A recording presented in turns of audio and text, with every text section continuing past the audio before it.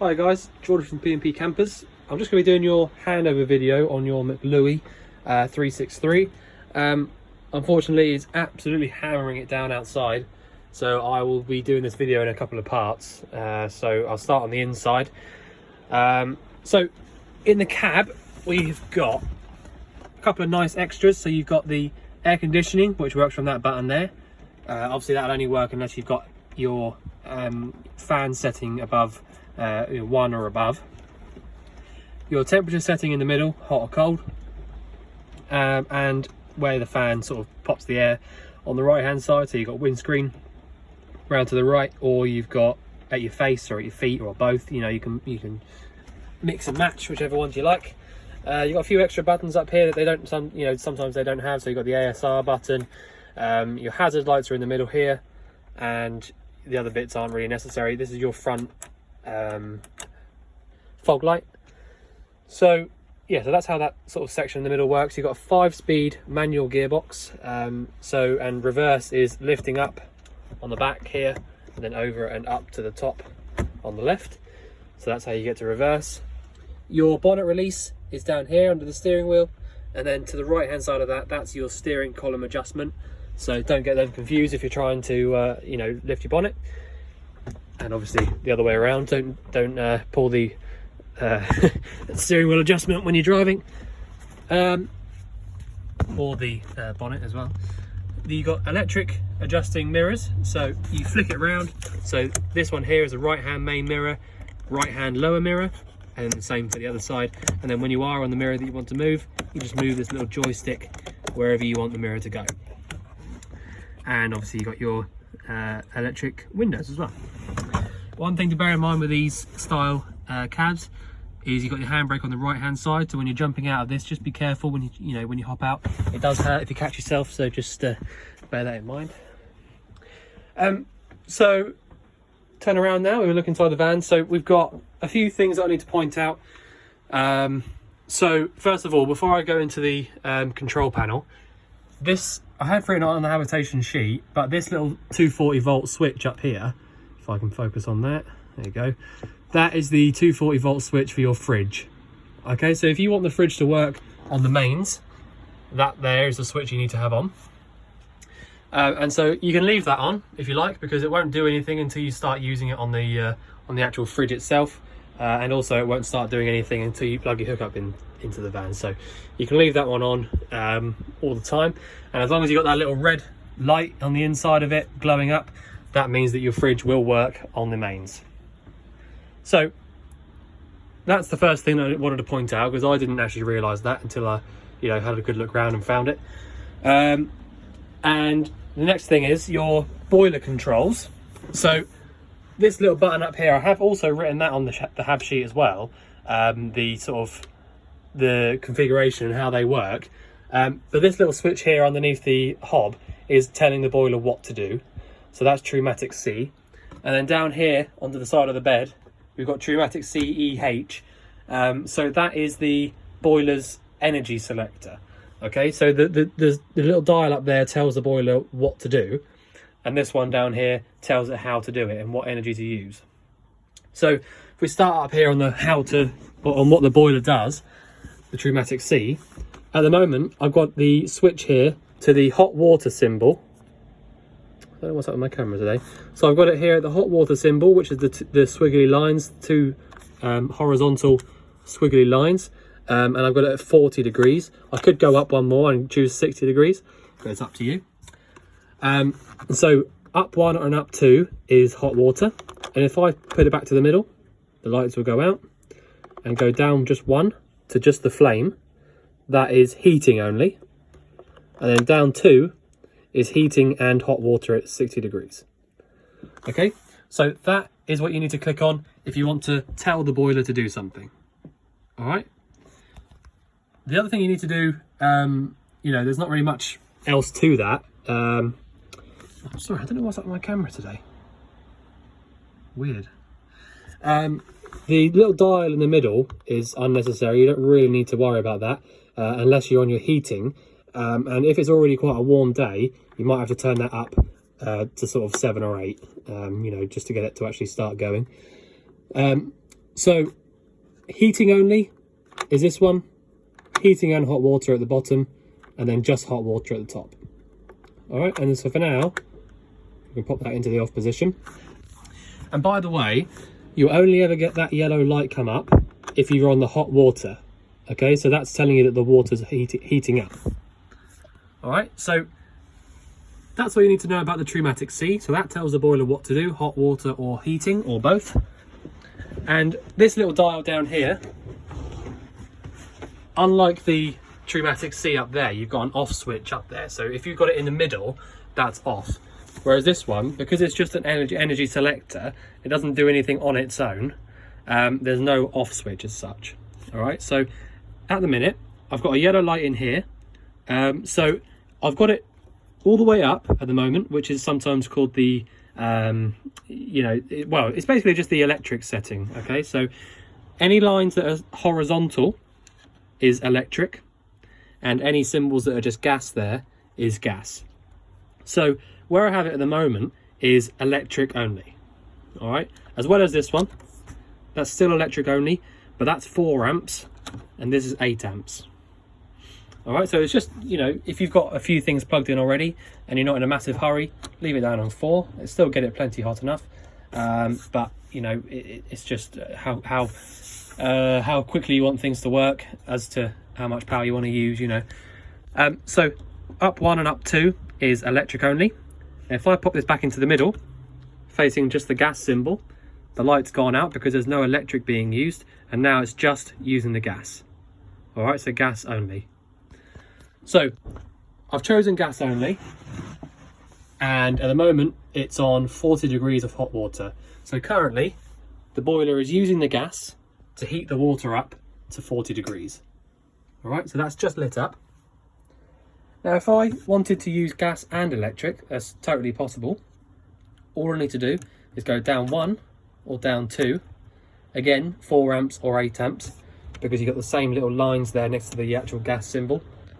And then you get this yellow light come back up because the electric's being used. All right, so I know it seems a little bit daunting, it's quite a lot to remember, but if you just remember that this one down here on the side of the bed is just telling the boiler how to do what you're telling it to do, so electric or gas or both, and this one here is telling the boiler what to do. All right, so as long as you can keep that in mind and just sort of try and remember that, for the most part, if you want to use the boiler on gas, then you can just leave it here in the middle, and don't worry that there's no light there. It just means that there's no electric. The boiler's not working on the electric. So, it's pretty easy when you get to when you get the hang of it. But yeah, so if I wanted to use the boiler on gas only and just for heating, then I would leave it where it is there, facing the gas symbol, and go just down 1 to the gas symbol. Okay, so gas and gas is heating on gas. All right, so, it's bit to get your head round, but once you have, it's easy. And when you have got the heating button on up here, you'll feel the air pumping around through these little vents around the van. All right. So again, that's lit straight up, and there's actually really hot air coming out through there now, so that's a good sign. But yeah, so I'll turn that off now, pop that to the middle, and actually, as long as you've got that one there in the middle, the whole system is off. All right, you don't have to put that back to the middle where it is now, but you can do if you like. So that's your boiler settings. Like I said, a bit to get your head round, but once you have done, you'll be experts. Right, so the water pump. Oh, I'll tell you what, actually, I'll go through your actual control panel now. It's just, I needed to show you up here anyway. So we've got the main on and off switch over here. So if you push and hold this button, it will turn the whole system off. But if I click this just once where it says check, it'll come up with the levels. So it's going up and down like that because I've got a hookup cable plugged in, which it comes up with saying there. And that means that the caravan battery is being charged. All right. Now, the good thing about this specific van is that the previous owner has fitted this nice battery monitor, So because when you've got your hookup cable plugged in, it doesn't actually tell you how many volts your battery is currently on. But now if you look to the left hand side here, you've got this really nice and clear monitor which tells you that the battery's on 14.3 volts, which is perfect. Really good voltage for a charging battery. And obviously on the hab check, I've gone through and made sure that the battery is fine. It doesn't, you know, it's plenty strong enough even without a cable plugged in. But yeah, so if I show you that again, so click there. It also tells us we've got 1/4 of a tank of fresh water. All right, so if the wastewater tank started to get a bit full up, then these lights down here would come on. All right, I'll press that again. It goes through and it changes to the engine battery, and it tells you they've got a full battery in there as well. All right, so the engine battery is totally charged up. So, you know, that's how you can flick through and choose which one you're looking at. So the caravan battery, that's being charged, and the engine battery, that's got full power. And then you just let that go off in its own time. Now, on the left hand side, couldn't really be much simpler, I don't think. It's nice and easy. Inside lights, outside light, and that is only the awning light, which I've had to replace with a nice bright LED. So it doesn't look very bright now, but at night that'll be, you know, plenty bright enough. I've had to do that because the old one was a little bit knackered, to be fair. And so the reason I replaced it with the LED strip is that they're much more reliable, you know, and brighter as well. So that'd be nice and bright outside at night. So that's how you turn that light, you know, outside there. That's how you turn that on and off. So if I switch that off now, next one down, you got your water pump. So press that and then it'll get the pressure, and then it'll switch itself off. And then the next one down is aux. So that's things like igniters for the boiler and things like that. So when you first come into the van, if you want to use it, then I would advise turning the inside light switches on and the aux button and the pump as well if you're going to use the boiler. So the absolute first thing you're going to want to do when you come into the van, if you want to use it, if you want to get your water hot and things like that, you need to go to the control panel and turn all 3 of those buttons on there. Obviously turn the outside light on if you want, you know, if it's night time. But turn those 3 on there and just come to your pump, your tap, sorry, and just pour the water through.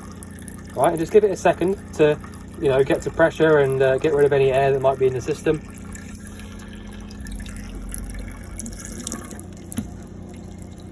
And just go side to side a couple of times. There's not very much pressure at the moment because I've just had the boiler on for a little while, so the air sort of went around the system a little bit, and just got to pull it through for a minute.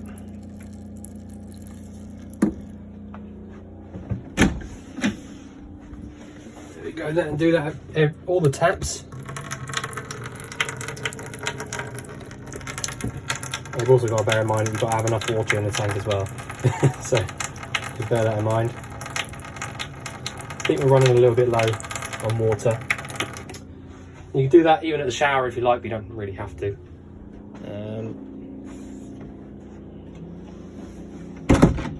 So yeah, once you've done that, you've got all your pressure out of the air out of the system, and it's all up to pressure. That is when you can come down here and start heating your water up. And you know, until you've done that, don't use your boiler, because you know you don't want to start to you know, heat things up when there's not enough water in it and things like that. So there we go. So this is the air that I was talking about.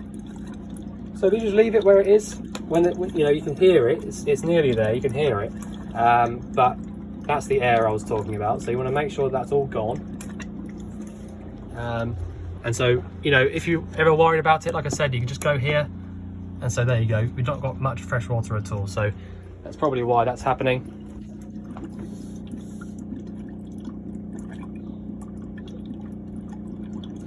So that's basically what I was saying. You just come to the tap, pull the hot water through, make sure that it comes through nice and clean with no air in the system. But it looks like I've run out of water whilst doing the hab check, so that's why it's not coming through now.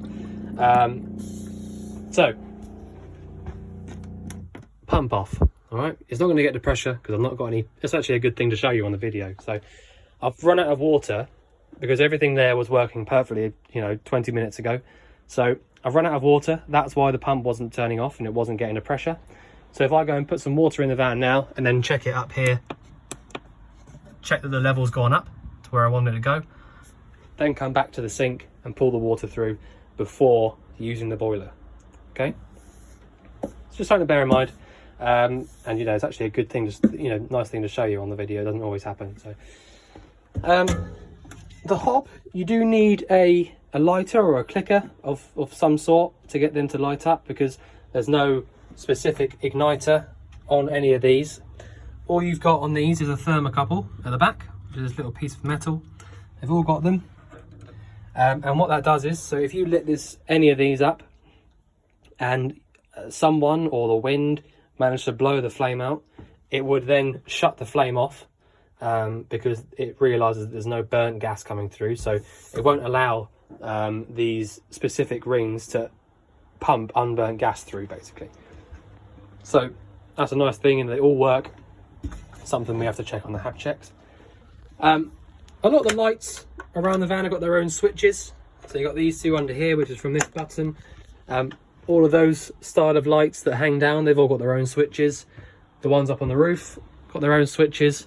And there is also another button somewhere. I think it's in the bathroom, actually. Yeah, there you go. So this little switch here does your light in the shower. And there is also another button up there. There you go. That's what does those two. So, like I said, all of the lights around the bath, around the van have got their own sort of switches and do their own things. So you can sort of pick and choose which ones you do and you don't like. The fridge is a three-way fridge.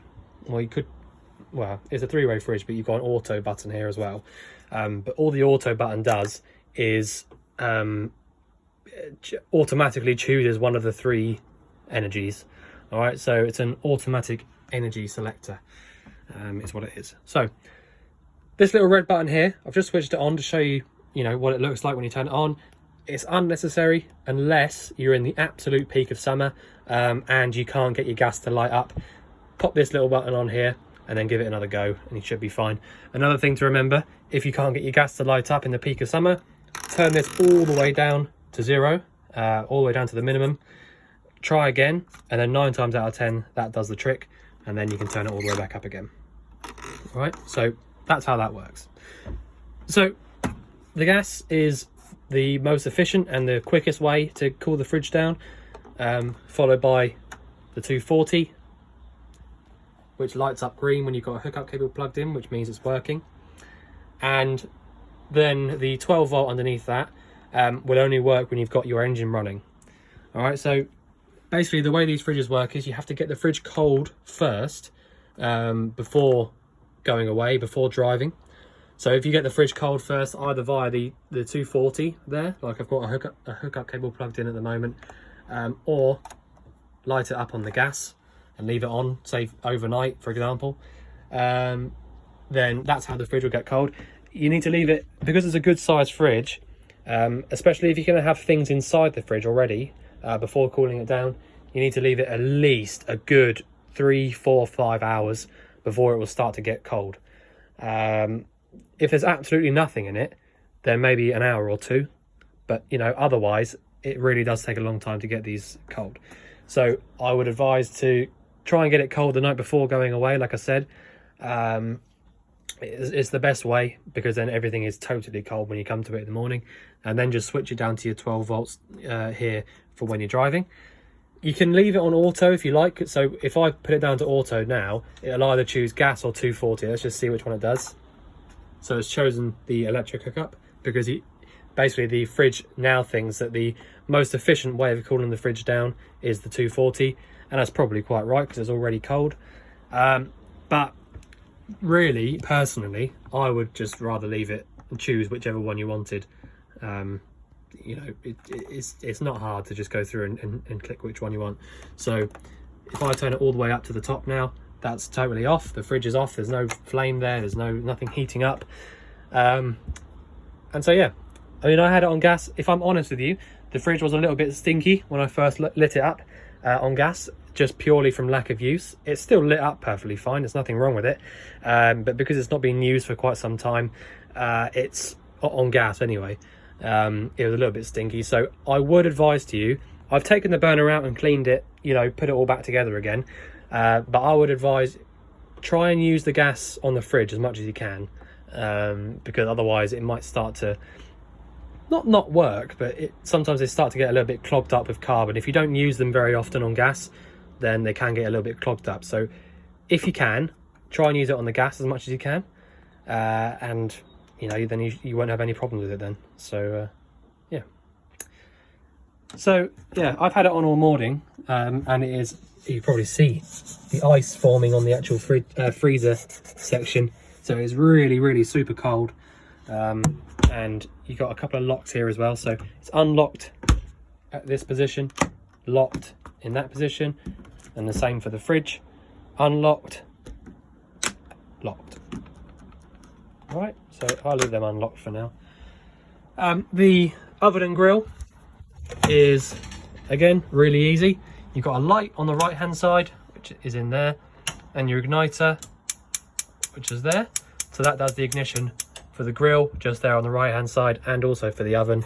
And it is as simple as pushing it to the right and holding it for the grill, pushing it to the left and holding it for the oven, whilst holding the igniter button down. Watch it light up, and then you can let your finger off the button. And the original grill tray is already in there as well, so that's nice. They do tend to go missing sometimes over the years. In this sort of cupboard, there's not really much to show you apart from you've got these thermal screens for the windscreen, which is nice. So the previous owners left that in there. So close that up. There's also nothing down there, it's just storage. Something very important to point out is behind the, I have written on the hab sheet by the way, but behind this drawer, you can take it out if you actually want to get to it. But that little thing over there is your RCD. So there's a little screw at the bottom of it, hand screw. And if you ever hear it or notice that you've not got any power inside the van via the cable, the hookup cable, then just go to there and make sure that little RCD is flicked up like it is at the moment. So that, yeah, that's where that trips from. Nothing to show you in there. Under the bed, just here, is where the actual boiler sits. And the only thing to bear in mind of this is that your boiler dropout is just down there. It's not very bright, but just down there you've got a little red lever, which you can see it says close and open on the top there. But basically you've got a little red lever, and if that is in the up position like it is now, then it won't let any water come out underneath. But if you push it down, that'll let all the water out of the boiler. Okay, so that's how you need to empty and drain that one.